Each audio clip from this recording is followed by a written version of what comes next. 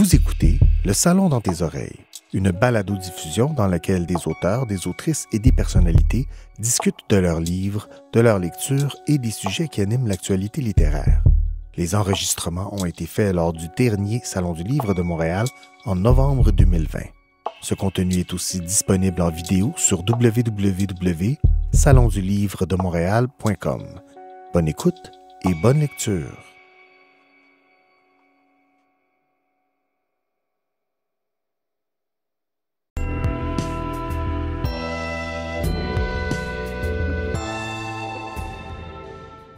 Bienvenue au Salon du Livre de Montréal, édition spéciale 2020 en mode virtuel.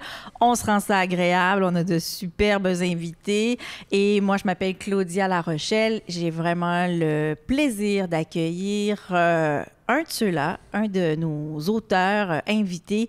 Il s'appelle Serge Marquis et il vient de faire paraître un livre jeunesse, un album jeunesse qui s'intitule Papa, un livre jeunesse qui a été illustré par un collègue à vous, par quelqu'un qui a fait de magnifiques illustrations et qui s'appelle Gilles... je m'excuse. Oui, c'est ça, Rapaport. Oui, exact. Gilles Rapaport, qui est d'Europe, oui. donc c'est pas un créateur du Québec. Non.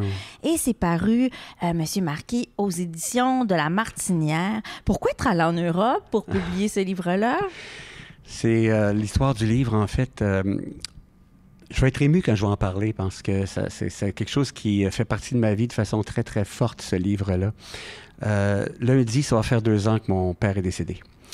Et quand papa est décédé, je savais que j'aurais à m'adresser à beaucoup de monde aux funérailles parce que mes frères et mes sœurs me l'avaient demandé. Et je savais qu'il y aurait des enfants, des petits-enfants, des arrière-petits-enfants. Et je me suis dit, comment vais-je faire pour parler à tout ce monde-là afin qu'un message puisse rejoindre l'ensemble de ces personnes-là, autant les petits bouts de chou que les adultes, et j'ai envie de dire l'enfant que dans les adultes aussi. Alors, j'ai écrit un texte pour essayer de rejoindre tout le monde. Et à la fin de la cérémonie, il y a plusieurs personnes qui sont venues me voir pour me dire « Écoute, ça nous a tellement fait de bien. » Le lendemain, j'ai reçu un courriel de Gilles Rapaport, qui est en France, avec lequel j'ai déjà travaillé pour d'autres bouquins. Oui. Et Gilles me dit « j'ai appris que ton père était décédé. Alors, je t'envoie mes condoléances. » Mais il dit « c'est quand même particulier. Mon père est très, très malade présentement. » Alors moi, je lui envoie le texte, pensant que ça pourrait peut-être lui faire du bien, puisqu'on m'avait dit que ça avait fait du bien à des gens. 24 heures après, il me réécrit avec des esquisses, des dessins. Et il dit « Serge, il faut qu'on fasse un livre pour les enfants. » J'ai dit « Gilles, on ne peut pas faire un livre pour les enfants avec ce texte-là. C'est un texte sur la mort. » Il me répond « Non, c'est un texte sur l'amour, Serge. » Alors là, j'étais extrêmement ému. Et il m'envoie d'autres dessins, d'autres esquisses qui, à chaque fois, venaient me chercher. C'était tellement vibrant, là, c'est ce qu'il faisait. Alors, j'ai envoyé ça. J'ai un agent maintenant qui s'occupe de mes livres en France. Alors, j'ai envoyé ça à l'agent. Et il dit, écoute, j'ai lu ça avec ma conjointe. On était super touchés. Il dit, j'amène ça à la maison d'édition, à La Martinière. Et il me réécrit 2 jours après, il dit « J'ai présenté ça à l'éditrice jeunesse. Elle l'a lu devant moi, elle a fermé, puis elle a dit « On publie ». Alors, c'est comme ça que ça s'est passé. C'est pour ça que le travail... En fait, ce livre-là, je n'avais pas pensé qu'il viendrait au monde. Je ne savais pas que ça serait un livre quand j'ai écrit ce texte-là. Et il est venu au monde à cause de l'amour qu'a eu Gilles pour le texte, puis les personnes par la suite qui l'ont lu, et bien sûr les dessins extraordinaires que Gilles a fait. Tout en sobriété... en cohérence, il y a quelque chose de très poétique aussi dans le trait. La création de Gilles s'amalgame. Ça rime très bien à votre texte, Serge Marquis. Je me demandais aussi, le deuil expliqué aux enfants, c'est pas simple.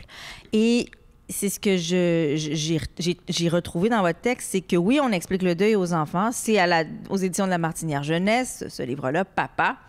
Donc, quelque chose de très enfantin, très ludique, juvénile.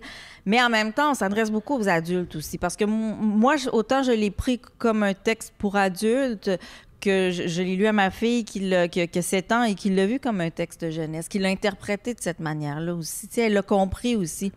Et ce qu'on comprend dans ce livre-là, c'est que quand quelqu'un part, meurt, et vous m'avez aidé à l'expliquer, la mort, bien, cette personne-là se retrouve dans l'amour. Et ça a été... Comment vous l'expliquez, ça? Vous avez eu cette espèce d'image très évocatrice qui fait l'angle, en fait, qui fait le nerf de ce livre-là. Comment c'est né, ça? Je me suis mis dans la peau de petits-enfants, encore une fois, là, qui allaient être présents lorsque j'allais prononcer l'hommage à mon père. Puis je savais qu'il y en avait qui avaient 5 ans, 6 ans, 7 ans. Et j'ai essayé, c'est fou, hein? J'ai essayé de me mettre dans la peau d'un enfant de 5 ans, puis je me suis dit, si j'étais dans la salle, qu'est-ce qu'il y aurait dans ma tête? Puis, la première question qui m'est apparue, ça a été, où il est? Où il est, papa? Tu sais, il me semble que c'est une des premières questions qu'un enfant peut poser quand il perd un être cher. C'est pas nécessairement, ça peut être un ami, ça peut être un grand-parent, parce que présentement, dans la période qu'on traverse, il y a beaucoup d'enfants qui perdent leurs grands-parents, etc. Alors, où ils sont? Puis je voulais pas apporter une réponse comme celle que j'ai déjà entendue, pas parce que je voulais pas aller dans un univers de croyances. Je veux pas dénigrer rien, là. Je voulais juste pas aller là. Et c'est pour ça qu'en commençant le livre, je me suis dit, au fond, si je posais cette question-là, tout ce que je voudrais, ça serait une réponse parfaitement honnête. Je voudrais qu'on me dise quelque chose qui est vrai. Et ce qui m'est apparu clair à ce moment-là, qu'une réponse honnête, ce serait, bien, il est dans l'amour, mais dans l'amour que t'as, toi, pour lui, que t'as encore. Il est pas là, puis il sera pas là demain, puis il sera pas là dans un mois, puis il sera pas là dans un an, mais il va être encore dans l'amour que t'as pour lui, parce que cet amour-là va perdurer. Mon père est, comme je disais, ça va faire 2 ans lundi qu'il est parti, puis j'éprouve encore tout l'amour que j'ai toujours eu pour lui. C'est encore là. Alors, et cet amour-là s'est construit au cours de la vie qu'on a eue ensemble, à travers les gestes qu'il a posés pour moi quand j'ai grandi, qui étaient des gestes d'amour, qui faisaient apparaître en moi l'amour pour lui. Et c'est ça qui faisait que cette réponse-là, je crois, est apparue. Et je pense que c'est ça qui aussi a permis à des personnes de venir après pour dire, écoute, merci, ça m'a tellement fait de bien parce que j'avais pas eu de réponse avant, par rapport à un départ dans ma vie qui m'avait fait autant bien que cette réponse-là. Parce que je porte maintenant en moi une espèce de présence à travers l'amour que j'ai éprouvé pour cette personne-là, que j'éprouve encore, qui fait que je me sens bien bien, dans la mesure où on peut se sentir bien, mais qui fait que je me sens en paix, peut-être, avec cette situation-là. Serge, vous êtes spécialiste en santé communautaire et consultant dans le domaine de la santé mentale au travail. Vous donnez plus de 150 conférences par an. En 1995, vous avez mis sur pied votre propre entreprise de consultation, Tortue, donc organisation pour réduire les tensions et l'usure dans les entreprises. Vous intervenez régulièrement dans les médias au sujet justement du travail en entreprise, la santé mentale, des failles dans certains systèmes institutionnels, dans certaines entreprises, compagnies, etc. Vous avez déjà publié aux éditions de La Martinière « On est foutu, on pense trop »,« Les aventures illustrées de Pansouillard le hamster »,« Bienvenue parmi les humains »,« Petit traité de bienveillance envers soi-même » et un roman « Le jour où je me suis aimé pour de vrai ». Voilà. Donc, c'est pas votre premier livre.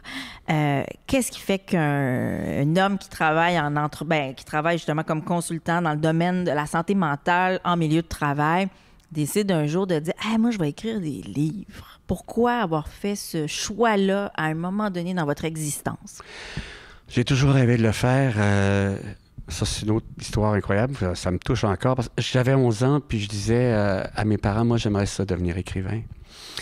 Et j'étais dans un milieu modeste où, bien sûr, comme plein de personnes qui voulaient choisir un métier dans l'univers des arts, pouvaient se faire dire, ben écoute, tu gagneras pas ta vie avec ça. Nous, on a tiré le diable par la queue. Tu pourras faire autre chose puis le faire comme hobby.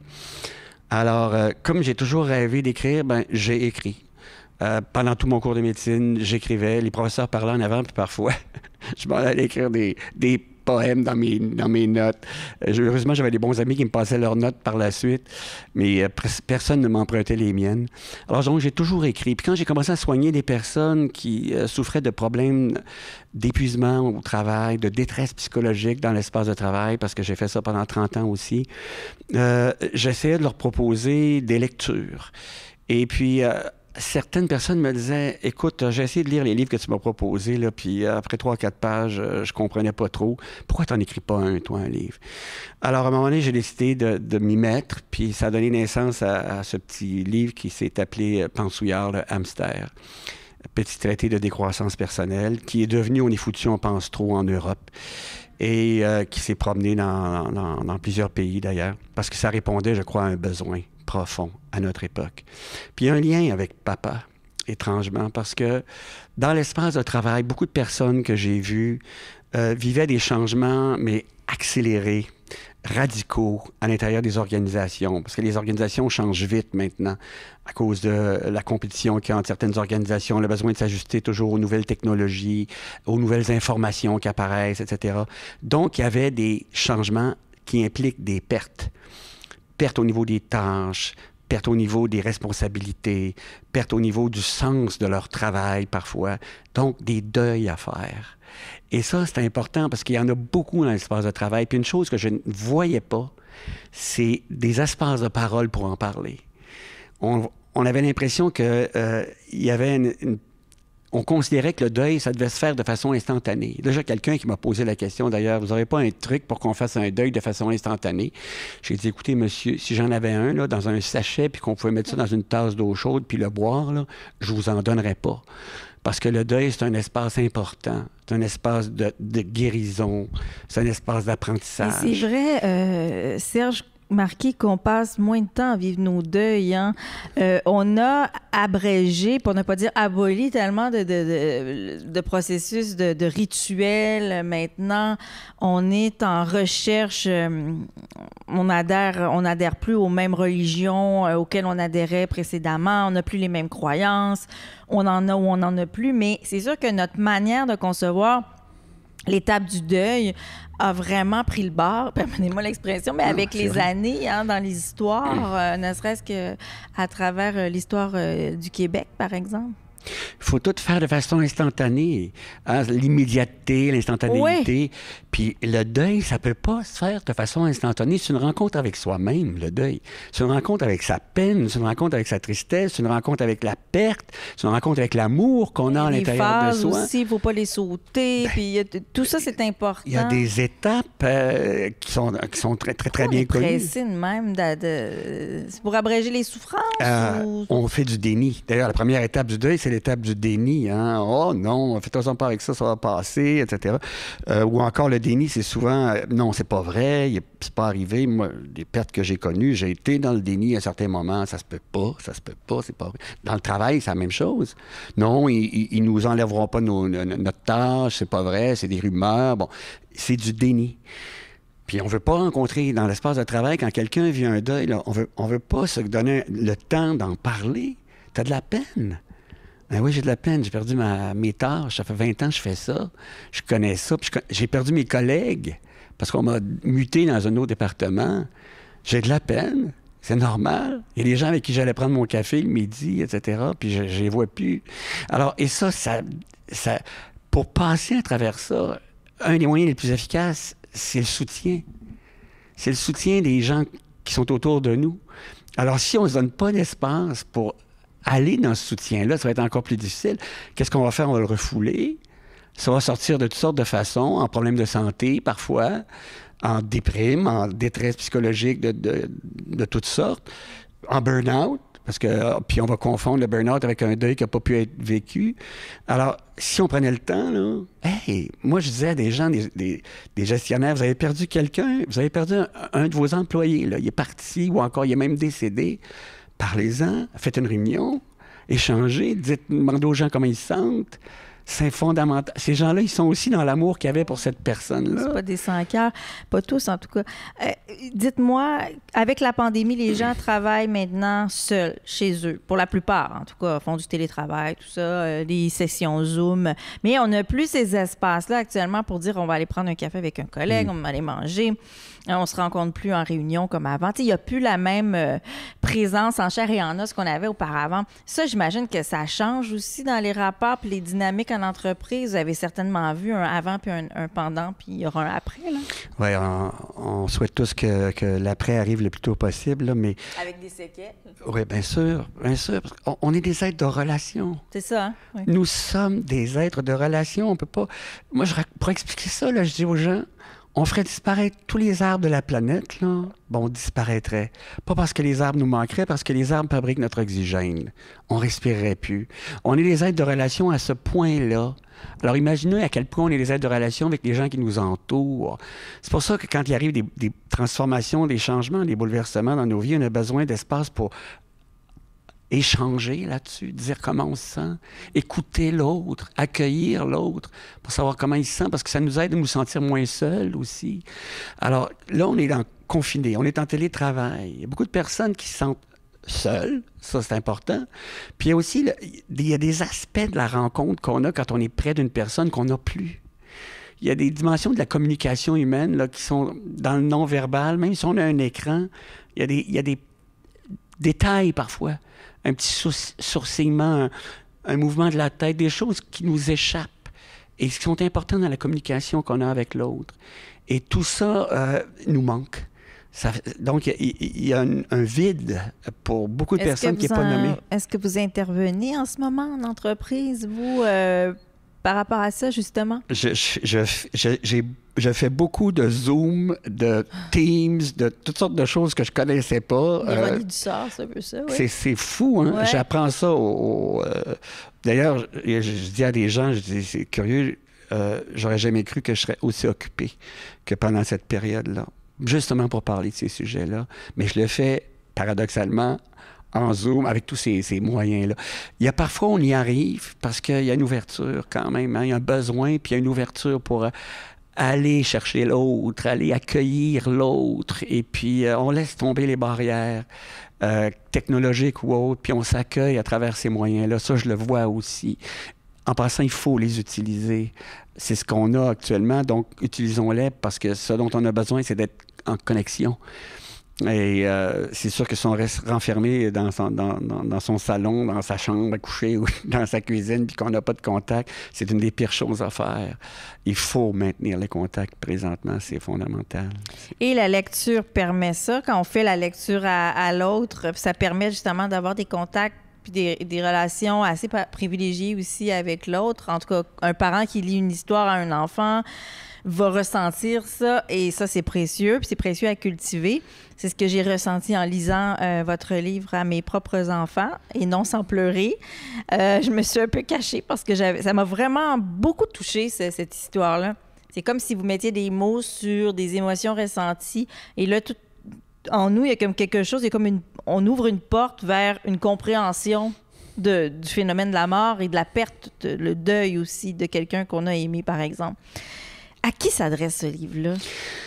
On m'a fait une blague à un moment donné. C'est quelqu'un qui m'a dit, écoute, ton livre, là, c'est pas pour les enfants, c'est pour les 5 à 105 ans. Là. Oui. C'est pour les enfants qui sont en nous toute notre vie. Et je voudrais raconter une anecdote là-dessus, puis faire le lien avec ce qu'on disait juste avant. La connexion, là, moi, comme adulte, je peux peut-être essayer d'aider des enfants à traverser des deuils. Mais curieusement, je veux dire une chose énorme, là. Il y a des enfants qui aident des adultes aussi à traverser des deuils. Bon, moi, j'ai des petits-enfants. J'ai 2 petits-enfants. Ils sont en France parce que notre fille habite Gaillac, qui est dans la région de Toulouse. Et ce livre-là, je ne peux pas faire autrement qu'être très émotif quand j'en parle, parce que au moment où mon père est rentré à l'hôpital, j'étais en France, chez ma fille qui s'apprêtait à accoucher. Alors, je reçois un texto de ma sœur qui disait « Écoute, papa vient de rentrer à l'hôpital, ça a l'air sérieux. » Et je savais que ma fille allait accoucher d'une journée à l'autre.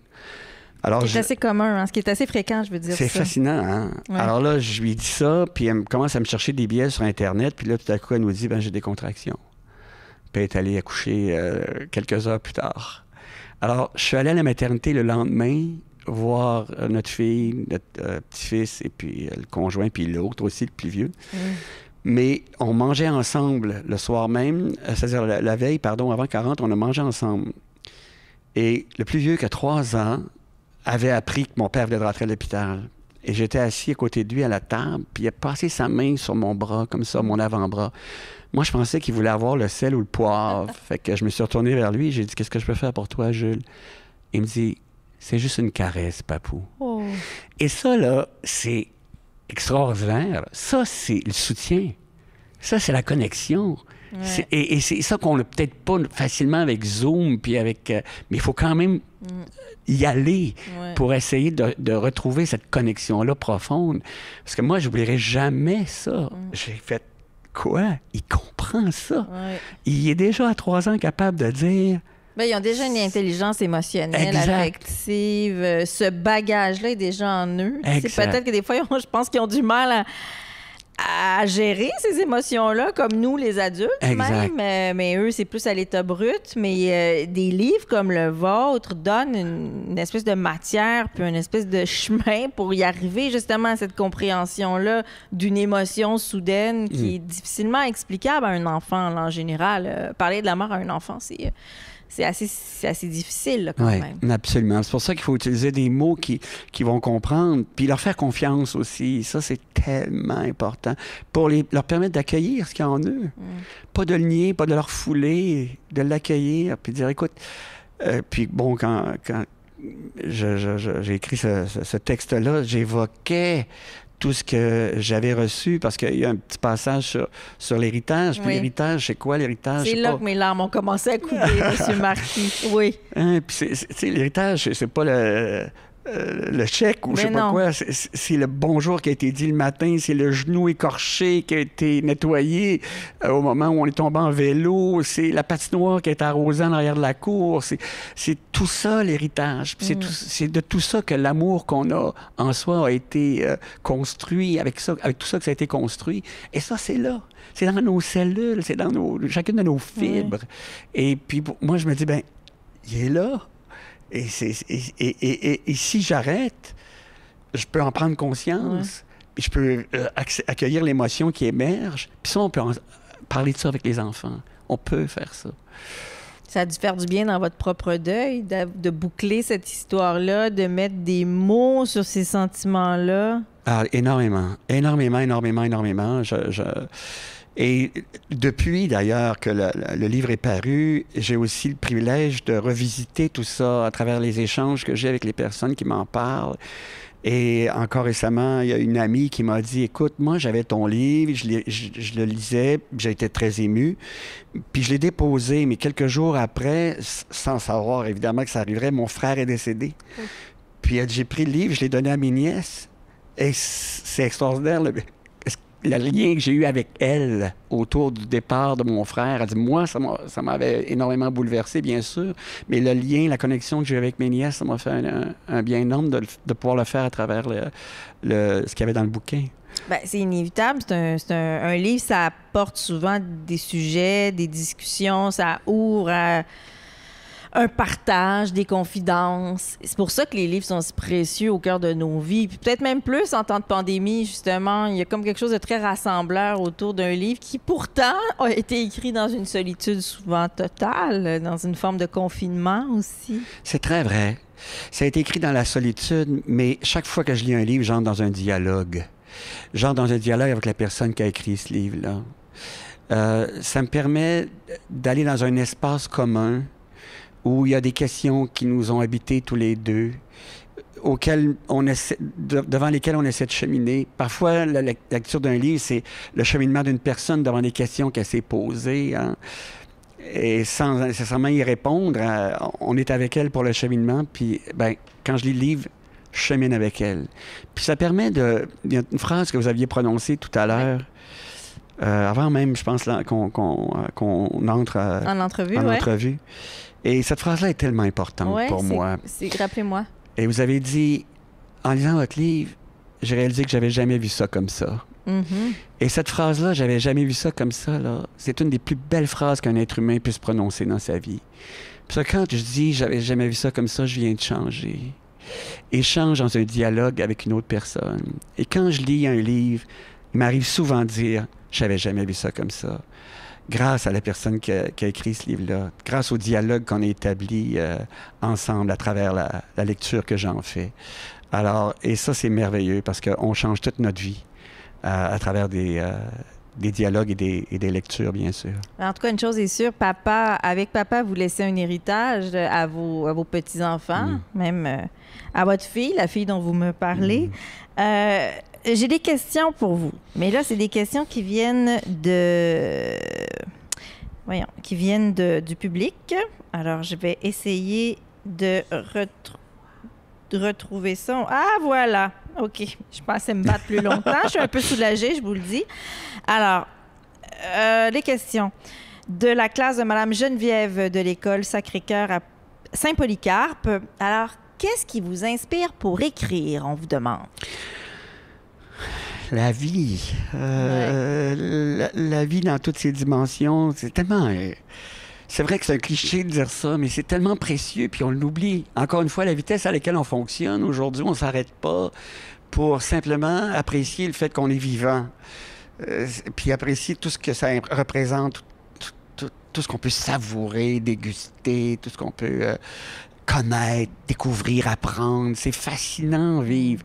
Et quand on s'arrête puis qu'on observe ça, et qu'on entre dans ce fameux moment présent pour apprécier ça, ben, on a le goût d'écrire là-dessus. Oui, il se passe quelque chose, c'est certain. Bon, l'autre question, qu'est-ce qui vous a donné l'idée d'écrire un livre sur le deuil? Vous en avez un peu parlé.